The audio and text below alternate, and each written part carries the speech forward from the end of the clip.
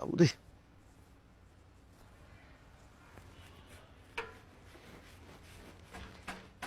ওই আইলাম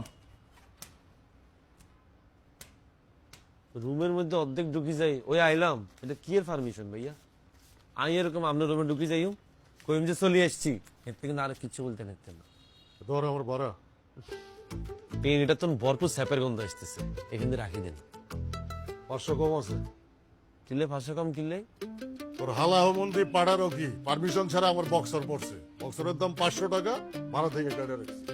তো হিগে আপনি বক্সার লইছে আপনি হিগে তো টিয়া লইবেন ভাড়া তুমি কিনলে কেটে আরে ওর কাছে চাইছিলাম দেয় নাই এখন তো আমি জোর করে লইতে পারি না তাই ভাড়া থেকে কেটে রাখছি তো টিয়া না দিলে আপনি যাইঙ্গে আমরা টানি খুলিয়ে না ফেলাইবেন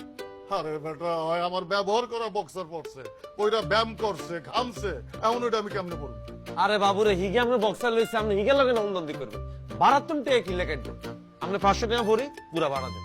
তুই রকের কাছ থেকে 500 লই এনে ভরে লইস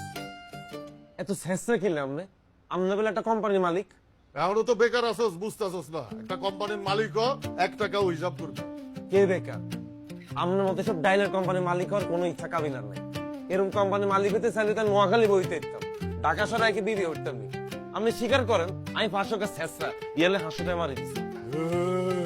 শাস্ত্রা আমি না শাস্ত্রা তোর হোমন্দি পারমিশন ছাড়া অন্যের বক্সার পরে কোন ফ্যামিলিতে যাইতেছস বুঝা যাস কাবিলা লোকের সব কাজিন রেখে এরকম অন্যের ব্যবহার করা বক্সার পরে ছি ছি ধিক্কার তোরে এই এই এই একটা জিনিস আচরণ করিয়েন না আসলে আমি আপনার ফ্যামিলি নিয়ে কথা বলি আরেক গো বাচ্চা রকি হালার তালা তুই আর কারো জায়গা হাসছ এত জায়গা টান দিছস